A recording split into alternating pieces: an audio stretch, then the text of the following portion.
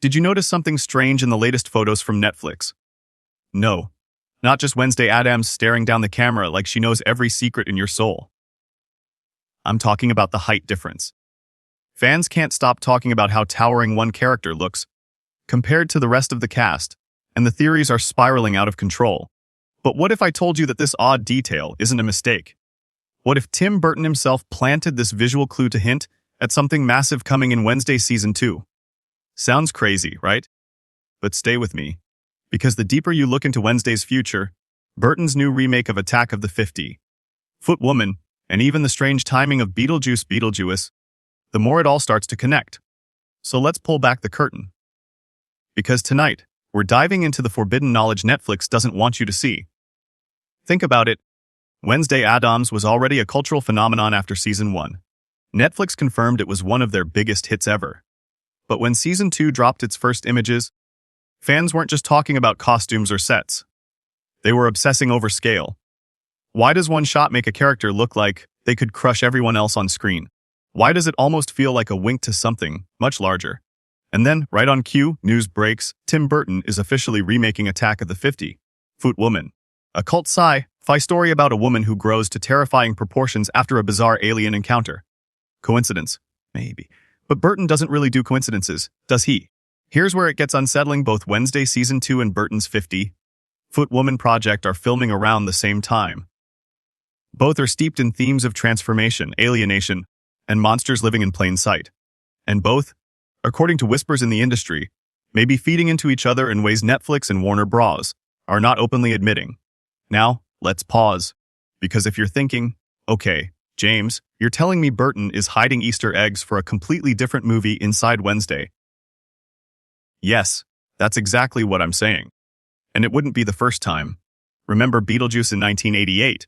That movie was supposed to be a weird standalone comedy, but it ended up setting a visual and tonal blueprint for Burton's entire career.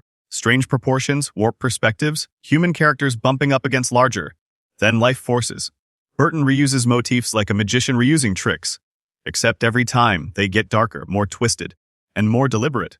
So what happens when Beetlejuice returns in 2024 with Beetlejuice, and Burton is simultaneously shaping Wednesday's second chapter? You get a crossover of ideas, a pipeline of gothic visuals and distorted realities. And that's what makes me think Wednesday Season 2 is hiding something far more monstrous than fans are expecting. Let's ask a forbidden question. What if Wednesday herself isn't safe from this transformation theme? Jenna Ortega has already teased in interviews that Wednesday's character in Season 2 will be more extreme, more dangerous, and less attached to the human world than before. That's not just teenage angst. That's foreshadowing. If Burton is really pulling inspiration from Attack of the 50-Foot Woman, Wednesday could find herself in situations where she's metaphorically, or even literally, outgrowing the world around her. Now, before you roll your eyes and say, come on, Wednesday turning giant. That's ridiculous. Ask yourself this: when has Burton ever resisted the urge to turn the metaphor into a spectacle? Think of Edward Scissorhands, The Nightmare Before Christmas, even Miss Peregrine's Home for Peculiar Children. His entire career is about making the internal external. And if Wednesday is outgrowing her world, we might see that reflected in shocking, surreal visuals in Season 2. And here's where the conspiracy deepens. The leaked production notes from Burton's 50-Foot Woman suggest that the movie isn't just about size. It's about isolation, surveillance, and the fear of becoming a weapon in the eyes of the government. Wednesday Season 2. We already know it involves darker conspiracies at Nevermore, possible government interference, and Wednesday herself being tracked for her unique abilities. You're telling me that's not connected? Now let's circle back to Beetlejuice, because this is the third piece of the puzzle nobody's connecting yet. Beetlejuice drops us back into Burton's surreal, twisted multiverse where the living and the dead blur together. Pay attention to that phrase, blur together. In Season 1, Wednesday was constantly hovering between worlds, childhood and adulthood, outsider and insider, reality and the supernatural. Season 2 is primed to push that boundary until it breaks. Burton is basically building a trilogy of themes here: Beetlejuice to death, surreal worlds colliding, Wednesday adolescence, transformation, rebellion, Attack of the 50-Foot Woman type power, alienation, and government fear. Stack them together and you get the perfect Stormzy, a young girl who outgrows her world, surrounded by death and conspiracies, feared by everyone who doesn't understand her. Sound familiar? That's Wednesday Addams' entire story, just written on a giant canvas. And here's where I'm going to say something controversial. Netflix doesn't just want Wednesday to be a show. They want it to be a franchise, a crossover-worthy, theme-spanning empire that connects with Burton's other projects. Look at Stranger Things. Look at the MCU. Everyone's trying to build universes. And Burton's weird, gothic sandbox is a goldmine for that. So if you've been wondering why Season 2 feels delayed, why the press photos are so oddly staged, why Burton is suddenly juggling multiple projects at once, this is why. The pieces fit too perfectly. Now let me throw this question to you. What if Wednesday Season 2 is actually the testing ground for Burton's next era of connected gothic stories?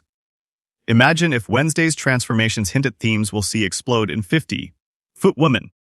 Imagine if Beetlejuice's multiverse rules subtly echo through Nevermore's halls. Imagine if Tim Burton is quietly doing what no one expected, building his own cinematic universe.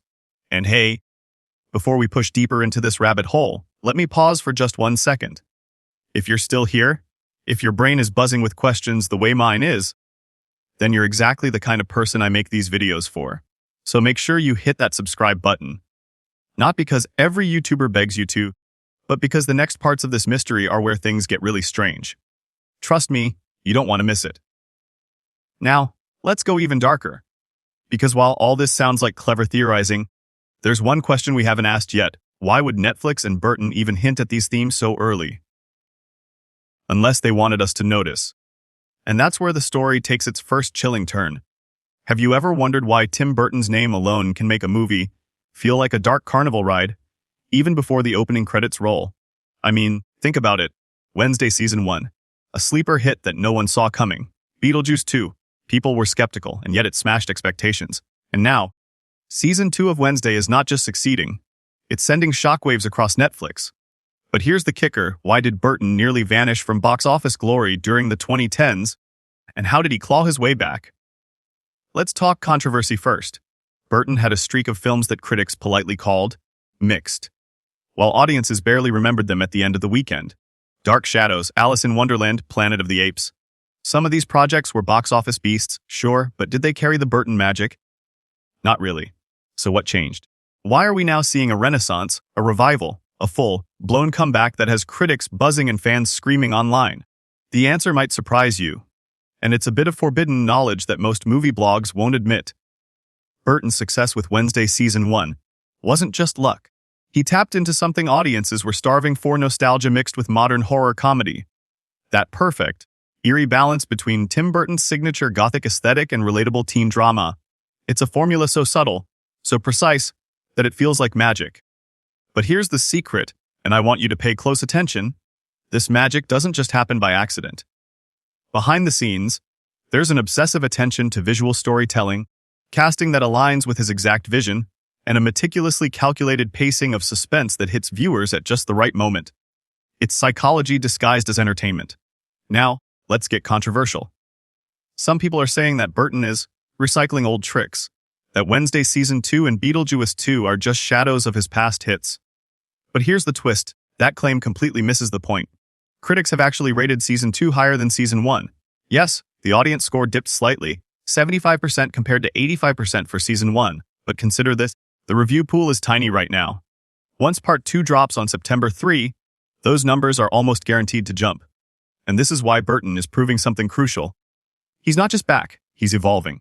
Speaking of evolution, let's talk about Attack of the 50-Foot Woman. Imagine Burton taking his horror expertise, pairing it with a Gillian Flynn script, and Margot Robbie leading the charge. The hype alone could break the internet. And here's a little secret: you probably didn't know the project was originally conceptualized years ago, but stalled due to rights and casting issues. It's been waiting, almost dormant, for the perfect moment to strike, and that moment seems to be now. Could this movie extend Burton's current streak? Absolutely.